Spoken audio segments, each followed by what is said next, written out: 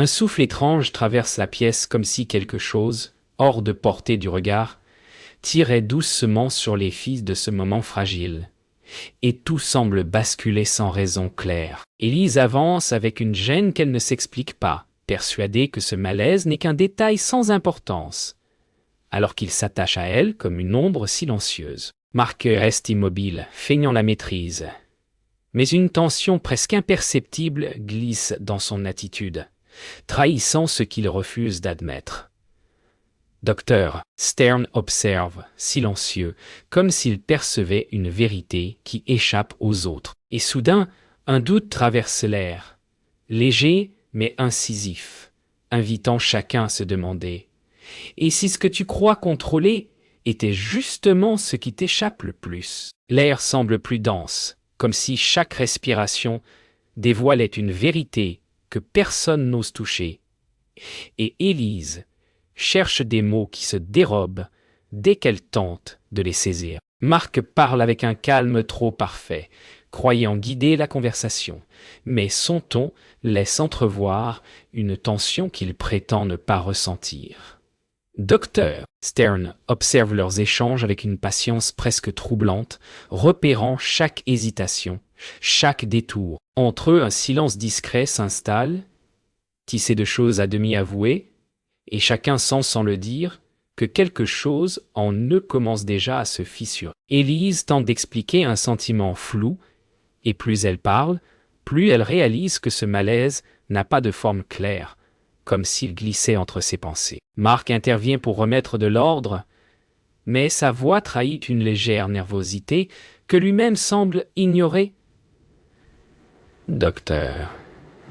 Et en incline légèrement la tête, notant la manière dont leurs mots s'évitent, tournent autour d'un noyau invisible. Un silence prolongé s'installe, lourd mais nécessaire, et chacun sent qu'il vient d'approcher une vérité qu'il n'est pas encore prêt à affronter. Marc respire plus lentement, persuadé que son trouble reste invisible, mais Élise devine dans ses gestes un signe qu'il ne voit pas lui-même. Les phrases se construisent avec prudence, évitant soigneusement le point sensible qui flotte entre eux.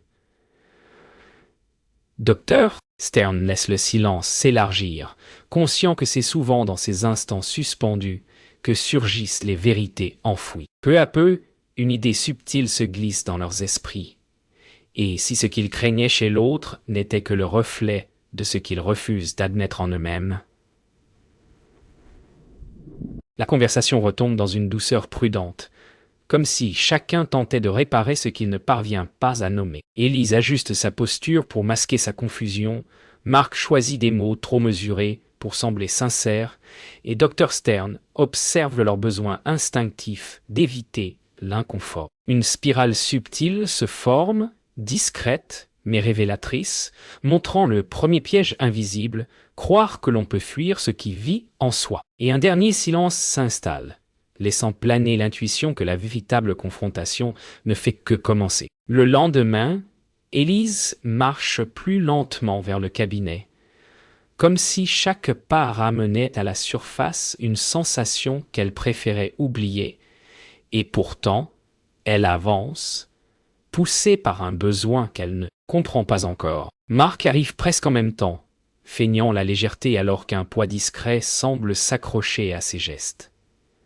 Docteur Stern les accueille avec une neutralité qui n'efface rien, et le silence qui précède leurs paroles paraît chargé d'une vérité qui s'annonce. Le trio s'installe, et une tension calme les entoure, comme si quelque chose, invisible mais insistant, les invitait à regarder là où ils n'ont jamais osé poser les yeux. Peu à peu, chacun sent que ce jour ne sera pas aussi simple qu'il l'espérait. Élise parle la première, laissant échapper un aveu léger mais révélateur, comme si une fissure s'était ouverte malgré elle. Marc la regarde brièvement, puis détourne les yeux, craignant que ce qu'elle partage ne résonne trop avec ce qu'il évite en lui. Docteur. Stern note la proximité subtile entre leurs réactions, un écho invisible qui les relie plus qu'ils ne l'admettent.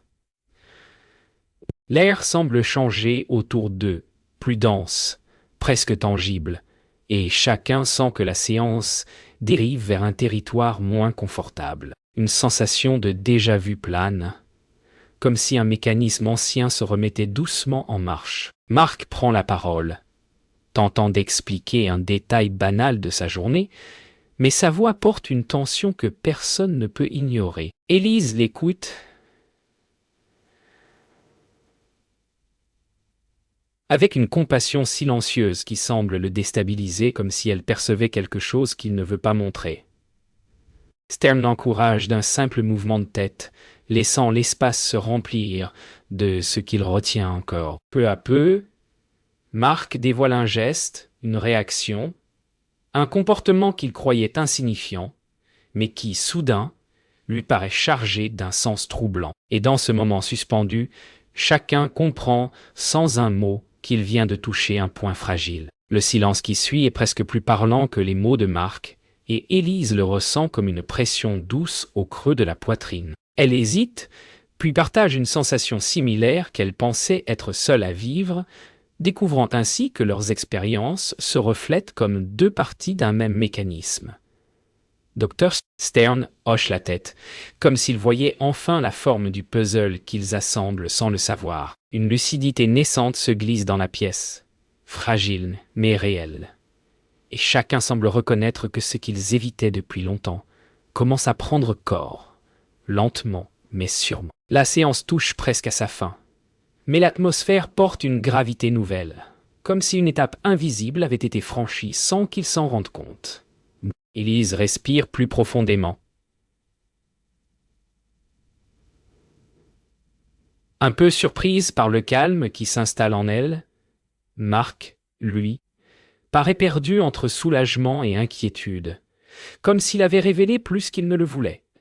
Dr. Stern clôt la séance avec une simplicité qui n'efface rien, mais laisse à chacun le temps d'intégrer ce qui vient de se produire. En quittant la pièce, tous sentent qu'un mouvement discret s'est enclenché, un engrenage intérieur qui ne s'arrêtera plus. Le troisième jour débute avec une tension différente, presque familière, comme si chacun approchait d'un seuil invisible qu'il n'avait jamais osé franchir. Élise entre la première, ressentant une étrange fatigue, celle qui suit les vérités que l'on commence à reconnaître sans pouvoir encore les accepter.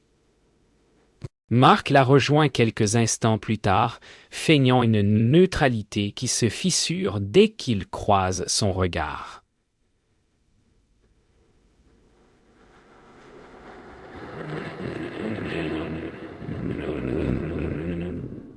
Docteur Stern les accueille avec un calme inchangé, mais il perçoit dans leurs attitudes une vulnérabilité nouvelle. Il s'installe en silence, chacun sentant que cette séance ne sera pas comme les autres.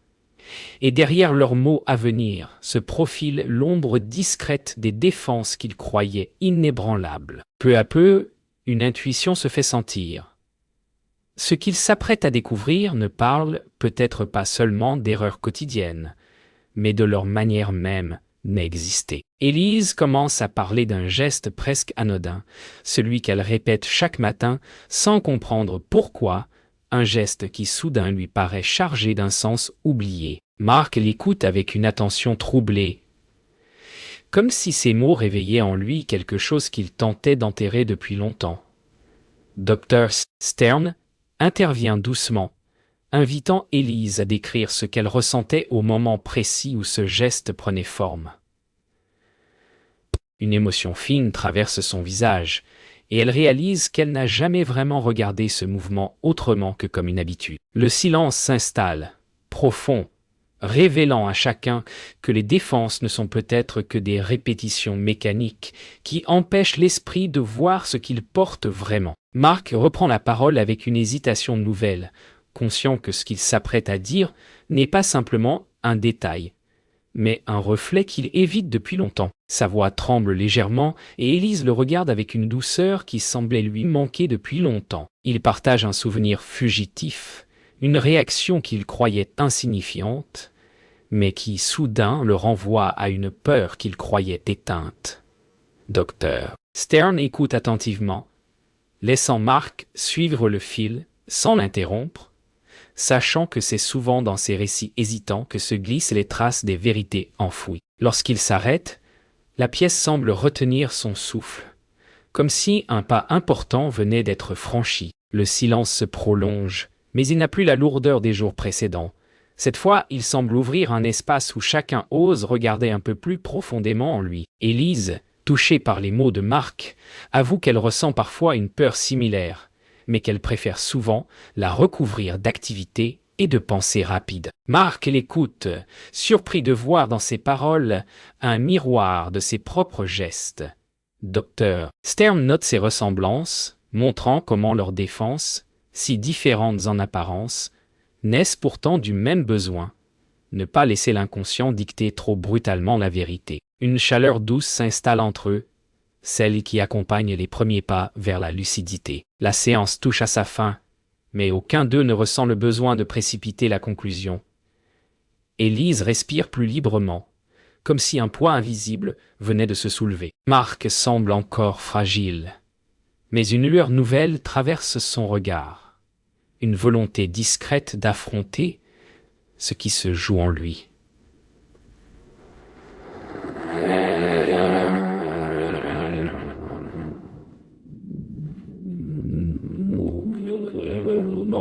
Stern clôt la séance d'une voix calme, rappelant sans insister que les défenses ne disparaissent pas en un jour, mais qu'elles commencent à faiblir lorsque l'on accepte de les voir.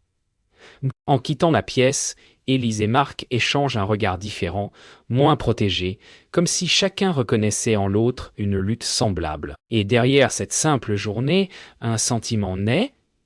Ils ont franchi un point de non-retour intérieur. Lorsque la séance commence, un calme inhabituel s'installe, presque trompeur, comme si chacun croyait avoir enfin compris ce qui se jouait en lui, alors que le plus difficile reste encore enfoui. Élise entre avec une assurance fragile, persuadée d'avoir avancé, mais surprise par un doute discret qui lui serre la gorge. Marc, lui, tente d'adopter un ton détendu, mais son regard trahit une lutte intérieure qu'il espère encore masquer. Dr. Stern les observe longuement, comme s'il percevait les illusions qui recommencent doucement à se resserrer autour d'eux. Les premiers mots échangés semblent simples, presque légers, pourtant une tension commande silencieusement chaque phrase un peu puis on ne peut pas silencieusement chaque phrase. Et sous cette apparence tranquille grandit l'intuition que les illusions ne disparaissent jamais vraiment. Elles se transforment. Élise avoue qu'elle s'est sentie étrangement légère la veille, comme si elle avait enfin laissé quelque chose derrière elle. Mais en parlant, elle réalise que cette sensation n'était peut-être qu'une façade rassurante. Marc l'écoute, ressentant un écho troublant à ses propres tentatives de simplifier ce qu'il ressent. Dr. Stern les invite à explorer ces zones ambiguës, ces instants où l'on croit aller mieux simplement parce que l'on refuse de voir ce qui dérange encore. Un silence se glisse entre eux, non pas lourd, mais chargé d'un doute qui s'installe doucement. Dans ce néant subtil, chacun reconnaît une vérité douce amère. Parfois, ce qui semble une victoire n'est qu'un masque soigneusement reconstruit. Marc prend une inspiration profonde avant d'admettre qu'il a tenté d'ignorer certaines pensées dès qu'il a quitté la dernière séance, comme si les mettre à distance suffisait à les rendre fausses. Élise reconnaît dans ces mots une habitude qu'elle porte elle aussi, un geste mental presque automatique. Dr. Stern souligne avec douceur que l'esprit fabrique souvent des illusions pour survivre, et que ces illusions, même rassurantes, deviennent parfois les pièges les plus subtils. Marc baisse légèrement la tête, surpris par la simplicité de cette vérité, et Élise se sent soudain moins seule dans ses contradictions. Dans cette vulnérabilité partagée, un pas important se franchit, presque sans bruit. Élise parle ensuite de cette illusion qu'elle entretient depuis longtemps, croire qu'elle maîtrise ses émotions simplement parce qu'elle peut les nommer. Marc acquiesce doucement, reconnaissant cette même confusion entre comprendre et ressentir. Dr.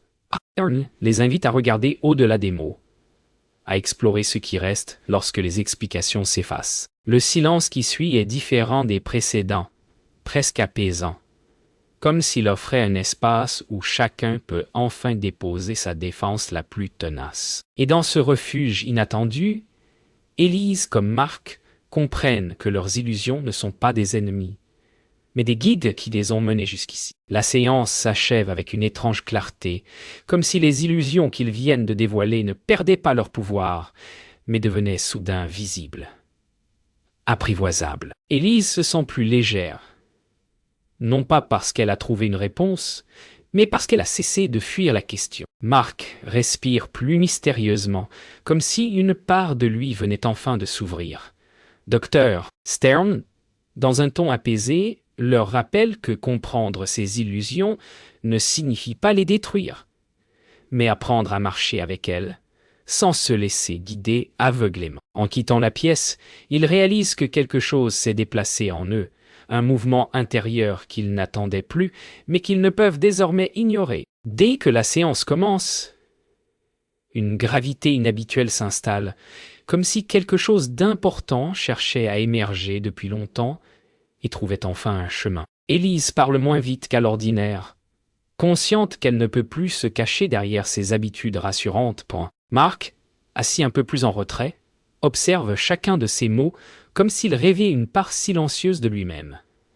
Docteur Stern écoute sans presser, mais son regard précis suggère qu'il perçoit l'approche d'un tournant essentiel. Les premières phrases semblent flottantes, hésitantes, puis une émotion plus profonde commence à prendre forme, révélant l'épaisseur des vérités qui s'accumulent en eux depuis des jours. Une intuition sourde traverse la pièce. Ce qu'il s'apprête à dire risque de tout changer. Élise avoue qu'elle a ressenti une inquiétude inattendue la veille, non pas parce qu'elle craignait une vérité, mais parce qu'elle avait peur d'enfin comprendre ce qui la fait agir depuis des années. Marc, surpris, se reconnaît dans cette peur de la lucidité, cette crainte subtile de perdre le contrôle en découvrant ce que l'on tait trop longtemps. Docteur Stern les encourage à laisser les mots se poser tels qu'ils viennent, sans chercher à les embellir, ni à les retenir. Un frémissement traverse Élise lorsqu'elle réalise que cette peur n'est pas un obstacle, mais un signe qu'elle approche de quelque chose d'essentiel. Le silence qui s'installe, loin d'être lourd, a la douceur des vérités qui s'approchent. Marc inspire profondément avant d'admettre qu'il a longtemps construit son assurance sur une façade qu'il croyait solide, mais qui s'effrite dès qu'il cesse de l'entretenir. Élise le regarde avec une compassion simple, percevant dans ses mots une vérité qu'elle a, elle aussi, longtemps redoutée. Docteur Stern souligne doucement que l'on confond souvent force et résistance, oubliant que la véritable solidité naît de la souplesse. Marc baisse ensuite les yeux, touché par sa propre confession, surpris de constater qu'elle ne le fragilise pas autant qu'il le pensait. Un sentiment discret, presque tendre, se glisse alors entre eux, celui que la vulnérabilité peut aussi être un point d'appui. Élise reprend la parole, mais cette fois sans chercher à atténuer ce qu'elle ressent. Elle évoque une vérité qu'elle croit porter depuis longtemps, l'idée qu'elle doit se montrer forte pour ne pas être un poids pour les autres. Marc se redresse légèrement, frappé par ces mots qui résonnent étrangement avec ses propres pensées. Docteur Stern leur fait remarquer que ce besoin de se montrer irréprochable n'est souvent qu'une protection contre la peur d'être vu tel que l'on est, sans masque, sans illusion. Élise laisse tomber une larme discrète qu'elle essuie sans honte, et Marc détourne brièvement le regard, bouleversé par ce qu'il découvre en lui-même. La pièce semble soudain vibrer d'une émotion retenue, mais authentique. Lorsque la séance touche à sa fin, un silence épais mais apaisant enveloppe les trois, comme si l'essentiel venait enfin de se dire sans qu'ils aient eu besoin de tout expliquer. Élise se sent plus légère, non pas parce qu'elle a dépassé ses peurs, mais parce qu'elle a cessé de les fuir. Marc, lui, semble profondément remué, mais une force nouvelle se dessine dans son regard, quelque chose de plus souple, de plus vrai. Stern referme doucement le carnet posé sur ses genoux, satisfait de voir naître ses premiers signes d'acceptation. En quittant la pièce, Élise et Marc échangent un regard empreint d'une simplicité nouvelle, comme s'ils savaient désormais qu'ils ne sont plus seuls dans leur lutte intérieure. Et une certitude silencieuse se pose en eux. La vérité, quand elle se révèle, ne détruit pas, elle libère. Dès qu'ils entrent dans la pièce, un trouble subtil flotte dans l'air, comme si les révélations de la veille avaient remué quelque chose de trop profond pour rester calme. Élise avance avec hésitation, consciente qu'elle porte en elle une tension qu'elle ne comprend pas encore. Marc s'assoit sans un mot, l'esprit encombré de pensées qu'il tente d'ordonner. Dr. Stern les observe longuement, repérant dans leurs gestes une fatigue intérieure qui n'est pas seulement émotionnelle, mais presque existentielle. Les premiers mots échangés semblent ordinaires, pourtant chacun sent que quelque chose résiste en eux, comme une dernière défense avant la bascule. Le silence s'étire. Puis un souffle commun les fait entrer dans un espace plus nu, plus vulnérable. Élise prend la parole d'une voix plus fragile que d'habitude, avouant qu'elle a passé la nuit à lutter contre des pensées qu'elle croyait pourtant avoir dépassées. Marc la regarde avec une inquiétude sincère, réalisant que lui aussi a senti revenir en lui certaines anciennes résistances. « Docteur !» Stern explique doucement que l'esprit, lorsqu'il commence à changer, oppose souvent une dernière révolte, un sursaut destiné à protéger ce qu'il croit vital. Élise baisse les yeux, reconnaissant dans ses propres réactions une peur qu'elle n'avait jamais nommée. Marc inspire lentement, surpris de voir que ce retour en arrière n'est peut-être pas un échec, mais un passage nécessaire. Marc avoue qu'il s'est senti brusquement envahi par une ancienne habitude de contrôle, comme si son esprit refusait de lâcher une certitude qui le rassurait depuis des années. Élise écoute en silence, touchée par cette lutte qui résonne avec la sienne. Docteur, Stern souligne que ces retours à l'ancien ne sont pas des reculs, mais des invitations à comprendre ce qui n'a pas encore été apprivoisé. Marc ferme les yeux un instant, cherchant à sentir ce qu'il évite plutôt qu'à l'expliquer.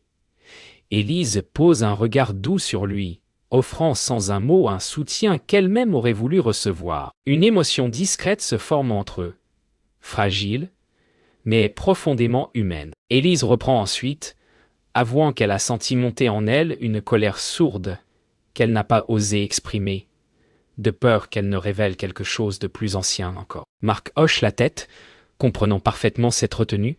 Docteur Stern les invite à accueillir ces émotions sans chercher à les juger, rappelant que ce sont souvent les sentiments les plus dérangeants qui disent les vérités les plus profondes. Élise laisse échapper un souffle tremblant, libérant un poids qu'elle n'avait jamais reconnu.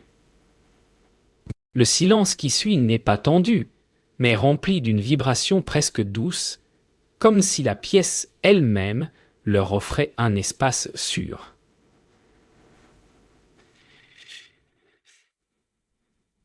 La séance s'achève dans une profondeur inattendue. Élise se sent fatiguée mais étrangement plus proche d'elle-même, comme si cette confrontation avec ses résistances l'avait rapprochée de quelque chose d'essentiel. Marc se lève lentement, encore secoué, mais avec la sensation d'avoir franchi un seuil qu'il ne soupçonnait pas. Docteur Stern conclut d'une voix paisible, rappelant que l'esprit lutte toujours avant de se transformer, et que cette lutte n'est pas une défaite, mais une naissance. En sortant, Élise et Marc échangent un regard sincère, moins protégé que jamais, comme s'ils reconnaissaient enfin que leurs combats intérieurs suivent un chemin commun. Et dans ce regard, une promesse silencieuse s'esquisse, celle d'aller jusqu'au bout de ce qu'ils ont commencé. Dès qu'ils s'installent, un silence profond s'étend entre eux, non pas vide, mais chargé d'une présence nouvelle, comme si tout ce qu'ils ont traversé jusqu'ici convergeait vers ce moment précis. Élise sent une calme détermination grandir en elle, une envie sincère de comprendre ce qui, depuis toujours, guide ses pas dans l'ombre. Marc respire lentement, surpris de reconnaître en lui une clarté qu'il n'aurait jamais cru possible. Docteur Stern les observe longuement, conscients que ce jour pourrait représenter la bascule qu'ils attendaient sans le savoir. Les premiers mots échangés ne cherchent pas à expliquer, mais à révéler, et chacun perçoit une vérité simple. Ce qu'ils fuyaient n'a jamais été une faiblesse, mais une part fondamentale de ce qu'ils sont. Une paix discrète s'installe, comme si leurs ombres acceptaient enfin d'être vues. Élise ose parler la première, avouant qu'elle comprend désormais que ses peurs ne la définissent pas, mais qu'elle raconte quelque chose de précieux sur ce qu'elle veut protéger. Marc l'écoute avec une admiration silencieuse, comme s'il voyait en elle une force qu'il cherchait aussi en lui. Dr. Stern souligne que reconnaître la vérité ne signifie jamais la dominer, mais apprendre à vivre avec elle sans se trahir. Un sourire discret traverse le visage d'Élise, et Marc, touché, se tient un peu plus droit. Dans ce simple échange, un nouveau regard naît sur eux-mêmes. Un regard moins dur, moins exigeant, plus humain. Marc confie ensuite qu'il découvre un apaisement inattendu en acceptant qu'il n'a pas besoin d'être constamment en contrôle pour exister pleinement. Élise accueille ces mots avec une émotion sincère, touchée de voir cette transformation naître devant elle. Dr. Stern explique que l'esprit, lorsqu'il cesse de lutter contre ses propres mécanismes, retrouve une liberté simple, presque primitive. Marc sourit timidement, surpris par la douceur que lui apporte cette acceptation. Élise l'observe en silence, reconnaissant en lui un courage qui éclaire aussi sa propre évolution. Et la pièce semble s'emplir d'une chaleur inattendue. Élise avoue ensuite qu'elle sent en elle une nouvelle liberté. Non pas celle d'avoir tout compris, mais celle d'accepter enfin de ne plus se cacher derrière des illusions qui l'ont trop longtemps protégée. Marc acquiesce, réalisant que cette lucidité partagée les relie au-delà des mots. Dr. Stern leur explique que cette découverte est le véritable cœur de leur chemin.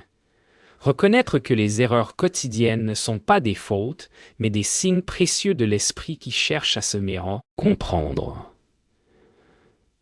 Un silence lumineux suit, et tous trois respirent plus profondément, comme si la pièce venait de s'éclairer de l'intérieur. La séance finale s'achève dans une douceur inattendue, presque solennelle.